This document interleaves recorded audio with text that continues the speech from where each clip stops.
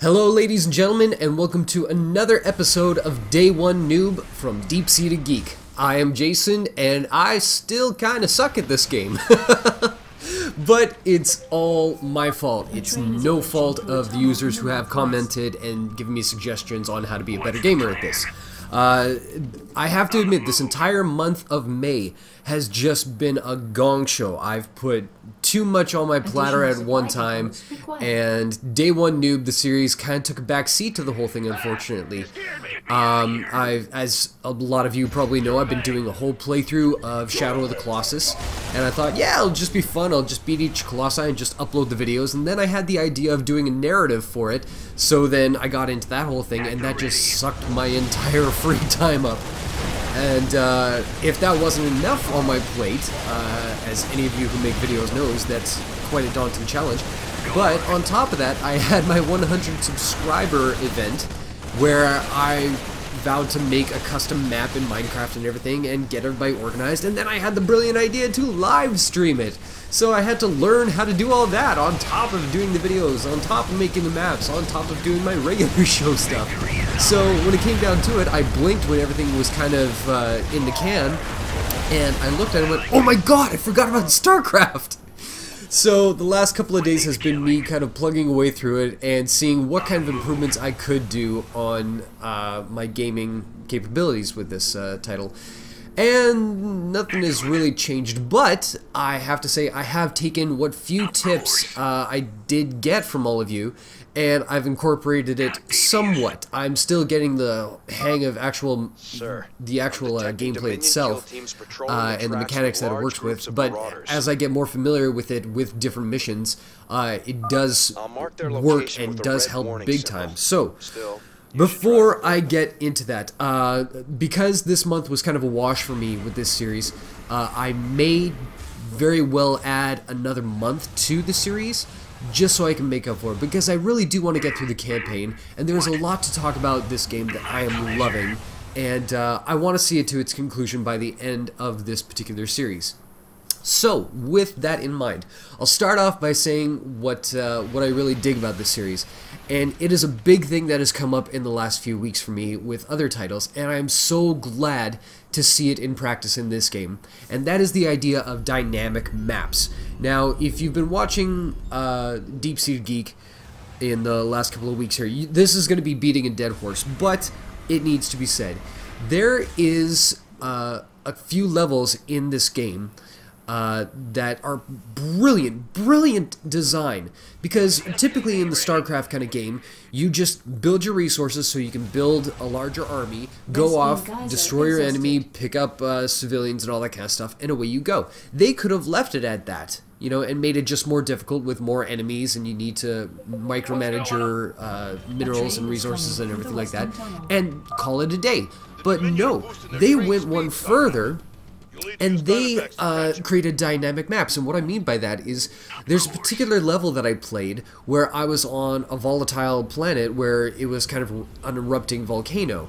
Now, I had to collect all my resources, send my troops out to rescue civilians, I believe, or take on the Zerg, and at the same time I also had to monitor the time within the game, because at certain intervals lava would rise from the ground and it would engulf most of the planet's surface, so I had to get to higher ground before it destroyed all my troops.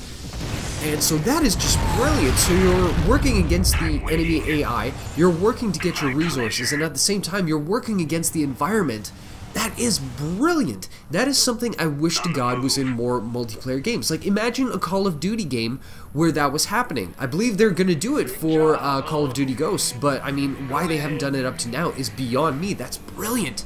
In other videos that I discuss this kind of topic with, I do mention a level in Mass Effect 2, but I won't go into that because that's really repeating myself. But so that is something I absolutely loved about this game, and it keeps every single level new. Every time I play a mission in this game, it feels like there is something completely new and challenging, and I haven't been bored yet for a single mission. That says a lot. So moving right along to the helpers that have been out there and giving me props and tips and everything like that to be a better gamer at this. Big time on YouTube. Username Marcello or Marcello20 quadruple X. You, my friend, are a godsend. You came out of nowhere. You just dropped some knowledge on me, and I'm so very thankful that you did. You gave me some insightful tips, such as an easy way to kind of compete in the game is to initially make your main team of Marines and vehicles and everything that are going to go out and either take on the Zerg or take down a train, as you're seeing in this video here.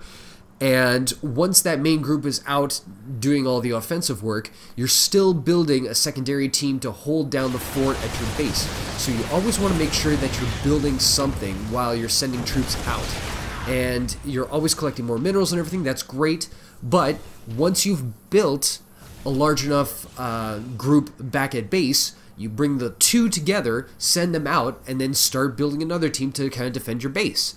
And then away you go. Because the problem I was having before is I would send people out and then my base would be under attack, and then I'd try to get them back in time and there would be too much damage, or I'd lose some resources and I'd have to build everything that I've lost. And Marines would get killed in the process, and then I got to go back out again with less than what I had before. And it was just, it seemed a little daunting to me at first. And the idea of micromanaging, like every little guy that's going around there trying to, like, SVCs or SCVs or whatever they are, I swear, one of these days I will talk the talk and walk the walk, but I'm still learning. So yeah, I wouldn't exactly have everybody kind of doing what I wanted them to do. You know, I'd send one off to build a deposit or something like that to get more troops and get more things working, and then I'd forget to send him back to collect the mining ore and everything. So it's little micromanagement things like that that were really confounding. But thankfully I went back to Day 9's channel and I searched through a few of his videos and I found one that was really helpful. And it was just the bare basics of playing the game and how to make it more effective. So little things like when you're dragging the square across the screen to select everybody, make sure that it's not just you're selecting the entire screen. And you want to try and practice to click on individual characters and individual units and everything like that to select them to do things. So don't be general all the time and just select everybody and just go to town. Start selecting individuals and get used to that, and that will really speed up the pace. And using the minimap, for the love of God. This, thankfully, I kind of had this down, but not to the degree he was speaking about. And what I mean by using the minimap is obviously the minimap, you can see it right there, and the idea of instead of shifting your mouse cursor in the entire screen to move your point of view and take a look at everything, use the minimap to drag or like to instantly place your view to where you want to go. And thankfully I had been doing that before, but not to the degree he was talking about. And truth be told, I still use the minimap in the fashion that you would on just the overall screen, where I'll hold on to the section of the minimap that I want to view and kind of drag along with my troops as they're moving along, so I can make sure that there's nothing that I'm missing, there's no hidden bases or anything like that. So yeah, that's more effective. So now I'm getting very comfortable with the minimap. Not all the references that are around the minimap, I'm not making use of those just yet. It's just very general for me right now. But it's becoming a little more comfortable in the last month or so. Other than that, I'm so excited for the content of this game. I don't know if I'll ever get into a multiplayer match and live to tell the tale.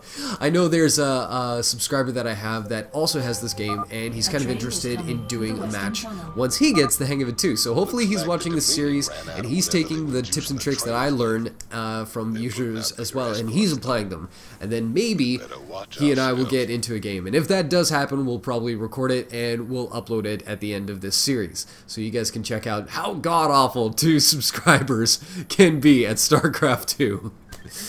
But that's all I gotta say on it this month. Definitely next month you're gonna hear much more about this game, I promise you.